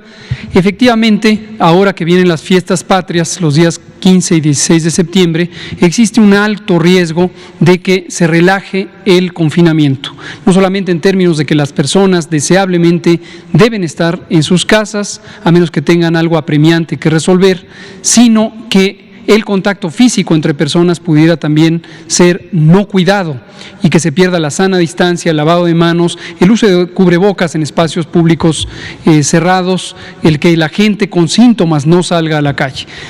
Hay entidades federativas, son 7 en concreto que hemos estado presentando periódicamente, que todavía tienen o bien una etapa de meseta, como la Ciudad de México, como Jalisco, o bien están en ascenso, como todavía lo está Querétaro, Colima, Nuevo León y algunas otras entidades federativas. Hay que tener un cuidado especial. Este es un mensaje para todas y todos. Tengan cuidado, la epidemia no ha acabado. La epidemia no ha acabado. Es una excelente noticia que llevemos ya 7 semanas consecutivas en una fase de descenso, que 25 de las 32 entidades federativas tengan al menos 3 semanas de descenso, algunas ya 11 semanas de descenso en el número diario de casos, pero la epidemia no ha acabado. Les encomendamos, por favor, mantenerse con las medidas de precaución general, no olvidarse del lavado de manos, la sana distancia, el uso apropiado del cubrebocas, etcétera. Hoy, por cierto, tuve el privilegio de que la doctora Claudia Sheinbaum me invitara a su informe COVID. Y aunque yo ya conocía todo lo que están haciendo, me quedé profundamente impresionado por la integralidad, la creatividad y la extensión, la dedicación de la estrategia de control de COVID en la Ciudad de México. Puedo decir con sinceridad que es una de las más completas, si no la más completa, para atender la zona más compleja de control epidémico, que es la Ciudad de México. De manera que el éxito que se ha tenido en la Ciudad de México, aunque todavía no estemos en una fase de descenso, tan solo con que esté en meseta y no tenga un incremento o un rebrote, representa un éxito profundo del equipo de la doctora Sheinbaum, de su liderazgo, de la doctora Oliva López Arellano, la secretaria de Salud, de la doctora Rosaura Ruiz, la secretaria de Ciencia, Tecnología e Innovación. Verdaderamente me quedé impresionado. Pero también para la Ciudad de México recomiendo a la población quedarse en casa. Las fiestas patrias se pueden ahora celebrar desde casa. El grito de independencia ya se explicó cuál va a ser la mecánica. Va a ser sin personas en el Zócalo, será algo muy raro, algo desde luego inusual, pero hay que mantener. Entonces, ¿qué deben hacer los gobiernos que pasaron o los estados que pasaron a colores más altos del riesgo COVID? Cuidadosamente evaluar si se está cumpliendo el confinamiento y a través de acciones administrativas vigilar que no abran los espacios públicos que no deben abrir, convocar y persuadir a la población a que se mantenga todas y todos juntos, solidarias y solidarios, apegados a las medidas básicas, pero que deben ser constantes para lograr el control epidémico. Muchas gracias, Saturnino. Nos da tiempo para una pregunta más. Liliana Noble, Pulso Saludable. Gracias, buenas noches. Liliana Noble de Pulso Saludable. Me gustaría preguntarle a alguna de sus invitadas, doctor Gatell, ¿qué pasa si esta persona no recuerda o no sabe si ha sido vacunado o no contra el sarampión? En ese caso, ¿qué tiene que hacer? Y perdón, doctor, esto es muy urgente para usted. En muchos titulares de los medios de comunicación aparece que COFEPRIS, incluso lo mencionan a usted, que usted fue el que dijo no a la vacuna de Sputnik 5. No sé si tenga que ver con su injerencia o yo entendería que es COFEPRIS, pero como ahora usted está liderando, entonces si nos pudiera explicar rápido qué pasa ahí. Con Gracias. mucho gusto. Creo que no les va a dar tiempo de responder lo otro, pero en otra ocasión lo retomamos. Efectivamente, en algunos medios de comunicación de alcance nacional, tanto impresos como radio, televisión, se ha invocado la idea de que el subsecretario de Prevención y Promoción está obstaculizando el acceso a la vacuna rusa. Esto es parte de la infodemia, definitivamente es una mentira, es un absurdo. No tengo prejuicio en contra de vacuna alguna y quisiéramos todos tener muy pronto una vacuna contra COVID-19, no solo en México, en el mundo entero. Pero lo que podemos asegurar es que en México, el gobierno de México está haciendo todos los esfuerzos para tener lo más pronto posible un producto que sea una vacuna. Pero sí y solo sí, este producto es de calidad, seguro y eficaz, que son los tres elementos fundamentales que buscan las agencias de regulación sanitaria para poder dar una autorización sanitaria. En México la agencia de regulación sanitaria se llama COFEPRIS y tiene una obligación importantísima de cuidar que cualquier producto que se usa para la salud humana sea de calidad, seguro y eficaz. En este momento, sencillamente, la vacuna rusa no ha sido sometida a consideración de COFEPRIS, no hay expediente alguno de solicitud de registro sanitario en COFEPRIS. Cuando este registro se dé, será solamente si se cumplen estas condiciones, para la vacuna rusa o cualquier otra. Esa es la situación que experimentamos. Aquí terminamos, muchas gracias, son las 20 horas con un minuto. Les recuerdo que mañana 15 y el miércoles 16 no tendremos conferencia vespertina, mañana sí tendremos conferencia matutina con el presidente, el pulso de la salud, y retomamos las vespertinas de COVID el 17 por la tarde. Muchas gracias, doctoras, gracias, doctor Alomía.